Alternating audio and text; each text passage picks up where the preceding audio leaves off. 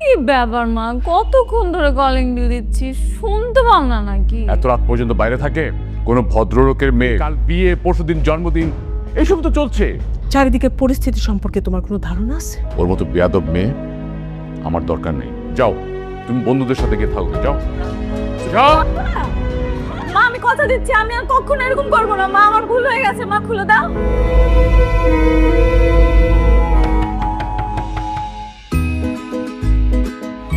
নিচেই এইখানে শান্তারা থাকতো না? এখন আর থাকে না, গতকালকে আমি এ বাসে উঠেছি।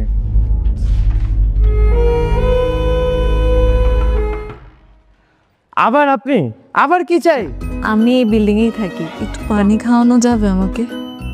আপনি এখানে দাঁড়ান, আমি নিয়ে আসতেছি।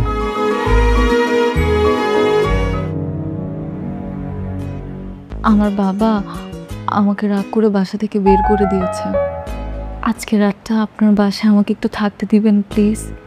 নিচে নামতে নামতে এতটাই নিচে নেমেছিস যে বাবা মা যে ফ্ল্যাটে থাকে সেই ফ্ল্যাটের সামনে তুই একটা ছেলের সাথে ফুর্তি করছিস। এত রাতে একটা মেয়ে মানুষ আমি কোথায় যাবো? তাই তো এত বন্ধু বান্ধব থাকতে একটা ছেলের সাথে তোমাকে রাত কাটাতে হবে। মাফ করে দাও বাবা, আর কখনো আমার হবে না বাবা। তোমাকে আজ থেকে আমি ত্যায্য করলাম। চলো, আমার কোনো সন্তান নেই, উপস্থিত সবাইকে সাক্ষী রেখে আমি তোকে ত্যায্য করলাম। আপনার রিলেটিভসের বাসায় চলে যান। আচ্ছা, আপনি যদি চান আমি আপনাকে পৌঁছে দিতে পারি। আমাকে আমার কোনো রিলেটিভস আর জায়গা দিবে না? তাহলে তো সমস্যা, একা একটা মেয়ে মানুষ তো রাস্তায় থাকতে পারবে না। আপনি একটা কাজ করেন না, আপনি আমার সাথে চলেন, আমার বাসায় থাকবেন। আমি আর আপনার সাথে যাচ্ছি না, এমনিতেই কত কিছু হয়ে গেছে।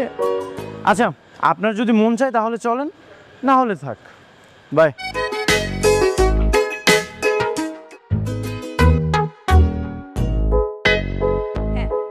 এখানে আসার জন্য আমি অনেক ভেবেচিন্তে সিদ্ধান্ত নিয়ে এসেছি। আপনার জন্য আমার গায়ে কলঙ্ক লেগেছে, আপনাকে এই কলঙ্ক মুছতে হবে। আমি কেন আপনাকে রাখবো? গতকাল রাতে তো আপনি এখানে নিজের ইচ্ছে এসেছিলেন, আমি কি আপনার সাথে খারাপ কিছু করেছি না? জানি, মানুষ তো আর জানে না, মানুষেরা জানতেও চায় না, ওরা নিজেদের মতো সবকিছু বানিয়ে নেয়। আমাকে এখানে থাকতেই হবে। ঠিক আছে, তাহলে বিয়ে করেন। বিয়ে? বিয়ে না করলে আমরা একসাথে থাকবো কিভাবে? আমরা দুজন এখন বাসায় যাব, আমরা তো আজকে বিয়ে করব। পাগলে কি না বলে ছাগলে কি না খায়। আমি কি তোমাকে একটাবারের জন্য বলেছি আমি তোমাকে বিয়ে করতে চাই? আপনি আমাকে বিয়ে করবেন না? না। আপনার আমাকে বিয়ে করার কোনো দরকার নেই। মানুষজন এখন আমাকে দেখে ছি ছি করতেছে। আমি সুইসাইড করব, আমি বাঁচবো না।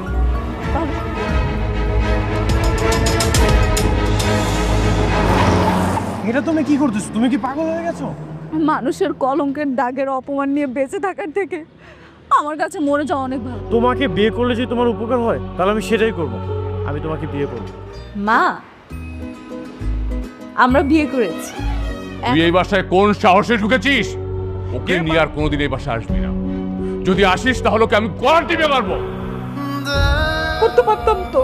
তোমার যদি ইচ্ছে হয় তাহলে আমাকে ডিভোর্স দিয়ে তোমার মেয়ের সাথে তুমি চলে যাও। যাও। তোমাকে বিয়ে করার পরে তোমার বাবা মা মেনে নিবে, এখন মেনেছে? আমার জন্যই সব হলো, আমার কারণে এখন তুমিও সমস্যার সম্মুখীন হলো। ডাক্তার, সব রিপোর্ট ঠিক আছে তো? আপনার জরায়ুতে ক্যান্সার হওয়ার পরে পিরিয়ডটা বন্ধ হয়ে গেছে। ওর মধ্যে তো ক্যান্সারের কোনো লক্ষণ নেই। আপনার ওয়াইফ আর কখনো মা হতে পারবে না। আমি আর কখনো মা হতে পারবো না, আমি আর কখনোই মা হতে পারবো না।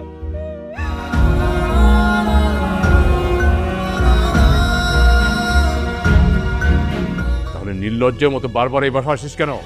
বাবা আমার দিকে একটু দেখো না বাবা। বাবা আমি তোমার কাছে ভিক্ষা চাই বাবা, প্লিজ এবার বন্ধু মাফ করে দাও বাবা। মাফ করলে আমি আর বাঁচতে পারবো না বাবা। বাবা আমার মরে যেতে হবে বাবা। মরে যাস না কেন?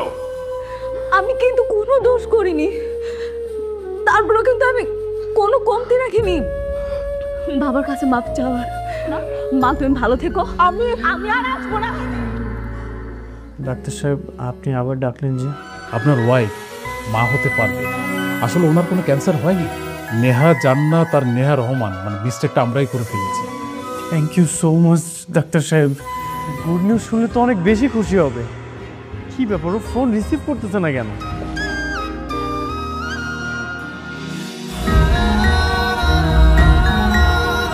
নেহা, এটা তুমি কি করেছো? জানতে পারলে না তোমার মাঝে একটা প্রাণ আছে, যাকে নিয়ে তুমি এতটা স্বপ্ন দেখেছো। নেহা, নেহা, ও মা, মা রে, মা একটু কথা বল তো মা। না, আপনি ওকে স্পর্শ করবেন না, আপনার সেই অধিকার নেই। আপনার জন্য এমনটা হয়েছে। মেয়ে কতবার আপনাদের কাছে এসেছিল সম্পর্কটা ঠিক করার জন্য। আপনারা মানুষ না, আপনি একটা নরপিশাচ। আমার ক্ষমা করে দিস মা।